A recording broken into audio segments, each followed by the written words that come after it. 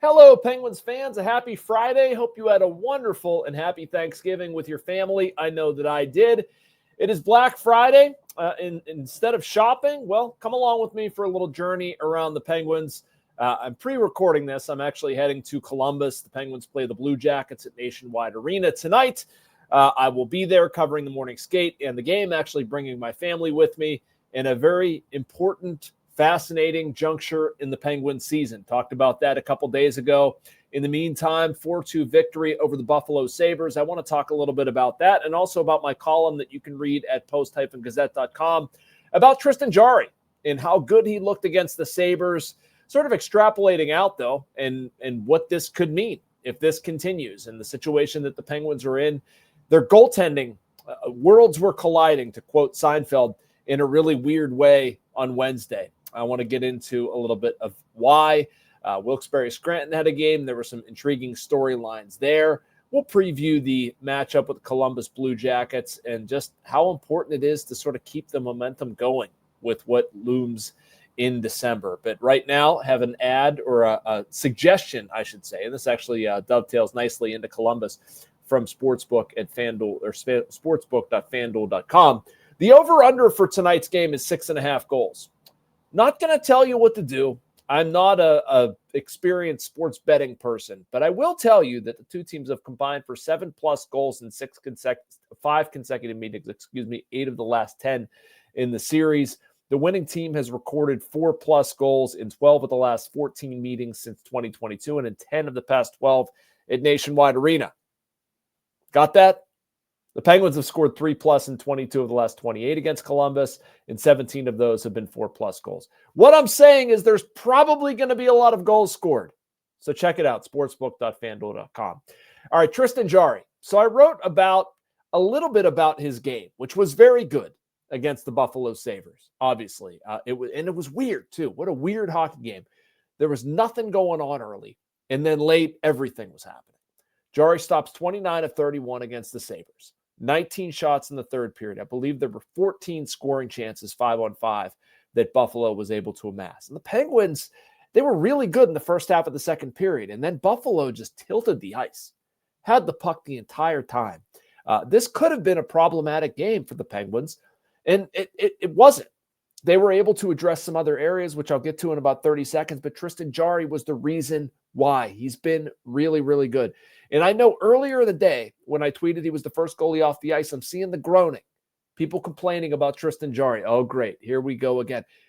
That needs to change. He's been very good objectively.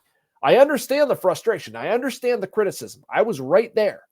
In my columnist role, I had no problem ripping him for, bad contract, should sit, going to Wilkes-Barre, fine, have to figure out his game, all this stuff. Well, guess what? His game right now is in a very good place. 6-2-0, 253 goals against average, 914 save percentage. Okay, another mess of numbers. Let's put some context to that. Jarry is a 2-time All-Star. The first of those 2 All-Star seasons, a 243 goals against average, 921 save percentage. The second of those 2 All-Star seasons, 242 goals against average, 919 save percentage. What I'm telling you, Tristan Jarry is not All-Star level good right now, but he's close. That's what the Penguins are getting. Now, some of it's Jarry, some of it's health, some of it is the skaters in front of him, the system, that whole thing. But it is working. It's very good. However it's happening, the Penguins need to ride this out. And that's why also when I tweeted and there's news coming out about what they're doing with Sergei Murashov, you get some blowback about, the Penguins should just stick with Murashov. No, they shouldn't. No, they shouldn't. They should stick with Tristan Jarry. They're making the exact right move here. Now, again, all of this stuff came together one day. All of these storylines, this big, sweet-tasting pot that we can sift through now. And again, Murashov goes to Wilkes. Great. It's the right move. Kevin Weeks, who I like and respect, and I dealt with Kevin during my previous time on the Penguins beat, tweets out, this was actually right before the Penguins activate Jarry from injured reserve, but tweets out there's interest, like a lot of interest in Tristan Jarry trade-wise. Well, okay. Then my timeline, everybody is retweeting this for understandable reasons. I'm not surprised. Are you surprised? Like Tristan Jarry's playing very, very well. And if you look around the NHL right now, specifically one spot, Goaltending's bad. It's very bad. The collective save percentage, 897. That's the lowest it's been since 1995-96. It's been on steady decline. And right now, Tristan Jarry could give a contending team something it really needs. That contending team, Edmonton. Quick personal story.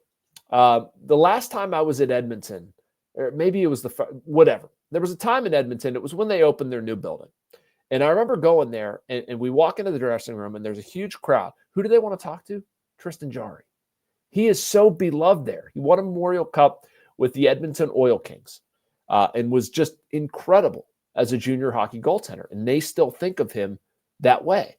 I know it's maybe not thought of that way in Pittsburgh, but if you look at the situation that Edmonton has in goal, which is a mess, you're talking Connor McDavid, Leon Draisaitl, a team that has made the past 2 Stanley Cup finals. Like, that's their goal.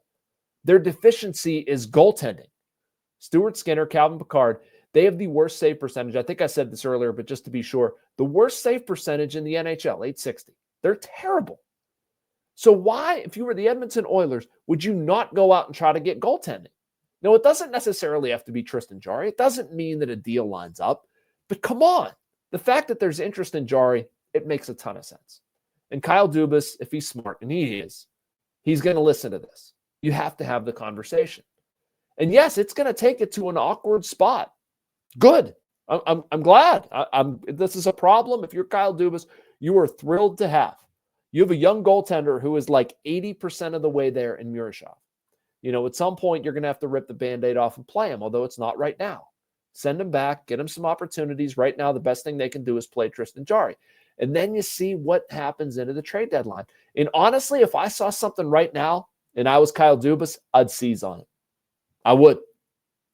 I mean, your job, and that is, you know, contingent on somebody taking all of his contract. Somebody going to give you, you know, draft picks, assets for Jarry. Like, if it was a deal that swept me off my feet, absolutely I would do it. And I would just make whatever arrangements that I would have to make in the interim. But the Penguins, anyway, that was a longer rant that I anticipated, but it's a really fascinating storyline with Tristan Jarry, what they should do. I fully expect them to play Jarry as much as they possibly can. And if he continues to play well, the trade talk is only going to get louder. I hope Kyle Dubas listens to it. Not that I'm eager to run Tristan Jarry out of town. I think it's just the best decision for business. If anything, I really give Jarry a lot of credit for handling what he's handled and just staying in the fight and figuring it out. And he's looked really good. And I think a lot of guys are kind of showing us a different version of themselves. I talked about that on Wednesday's pod with Ryan Graves, but it's the same way with Erik Karlsson. Different system. Dan Muse has run things differently, and Tristan Jarry is one of those guys benefiting. So, all right, a couple Wilkes-Barre storylines that I found intriguing. Philip Tomasino went down there and went bonkers. Had a 3-point night. Gordie Howe hat trick, playing center. So Tomasino was a healthy scratch up here, gets put on waivers, didn't really do much of anything, but apparently that worked. Wilkes-Barre earned a 6-3 win over Hershey at the Giants Center. But I bring that up because also there was a forward down there, Rutger McGroarty, who scored again, that as the Penguins look at how they need to improve their team and, you know, maybe one forward short, McGroarty should be up here. As soon as he is ready, I don't think that's going to be far. Obviously, the results have been there. Have to see McGroarty up here with the NHL team because I guess I can kind of link that to the Buffalo game. Look at what the Penguins got and look at what a different team they are. Able to amass 4 goals. I know one of them was an empty netter by Connor Dewar, but you get one from Matt Dumba early on. I thought Brian Rust's goal really turned the tide, took the momentum back from the Sabres. Like, that was a goal that throughout November, the opposing team scores it, and the Penguins don't have any response. Well, suddenly you have Brian Rust, who hadn't scored, I think, in 6 games, didn't have a .5, something like that. Like, you're looking at Brian Rust for those sort of goals, and he does it, and it's huge. And Kevin Hayes chips in with one from the second line. The Penguins are just such a different team. And again, I talked about this on Wednesday, but the depth scoring is just something that has been lacking for them. And to get McGroarty up here, maybe it's Ville Koivunen, maybe it's Tristan Brose. I don't care who it is. They just need to get more offense. They're such a different team, a better team when all of that happens. So I've been keeping tabs on Wilkes-Barre just because I think it's neat. Like, I'm coming at this from a baseball perspective where as a Pirates beat writer, you're looking at Indianapolis, Altoona, high A Greensboro, Bradenton, even like complex league things. And I know hardcore hockey people, you're like, what the heck's this guy talking about? But in baseball, you would have to keep track of a bunch of minor league teams, and they're basically playing every day. In hockey, I'm like, what? We have one team and they play like 3 times a week? All right. I know I did that before, but it just seems a lot easier having been in the baseball end of the pool. But anyway, so Wilkes-Barre played and some interesting results there. I want to see those guys up here. The last thing I'll talk about is just the Columbus game a little bit. This needs to be a game that the Penguins get. And I realize the staying power of what we're talking about here. It's not going to be any good if you're listening to this on Saturday, but if you're listening to this before Friday's game, this has to be one that the Penguins bring home 2 points. The Blue Jackets have not been good lately. I was reading Aaron Portzline's story. He works for The Athletic. He's been a good friend of mine for a long time. Portzline is awesome. But the Blue Jackets, they've lost 3 straight, and they've lost 4 of 5. This stat from Portzline, though, blew me out. They have just 1 regulation win since November 1st. That isn't good. They haven't outscored an opponent in the third period since an October 21st win at Dallas. Whole lot of words, whole lot of stuff about a team you don't know. What I'm trying to tell you is that Columbus has had trouble holding on to leads. They're very, very injured right now. Boone Jenner's out. Eric Goodbranson's out. Likely Kirill Marchenko is out. Matthew Olivier likely out. So if there's an opportunity here, and again, this is a drum I've been beating. The Penguins need to finish this month strong. There is a golden opportunity to do it against the Blue Jackets team that has had trouble holding leads. They've had trouble scoring. I believe just 2 goals in the past 2 games. They've been injured in all of those fun things. And the Penguins typically play very well against the Blue Jackets. By the way, they have points in 16 of their last 17 against them, 12-1-4 against them going back to 2019. So got to have it, got to play well, got to travel well. Team was off today.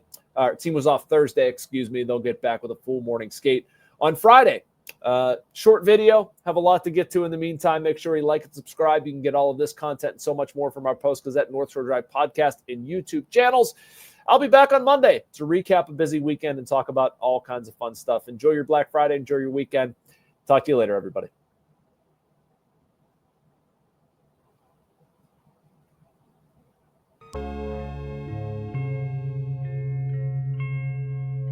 Thank you for checking out this content from Post-Gazette Sports. If you watch this video on YouTube, please like the video and subscribe to our channel. For all of the sports coverage the Post-Gazette has to offer, visit post-gazette.com.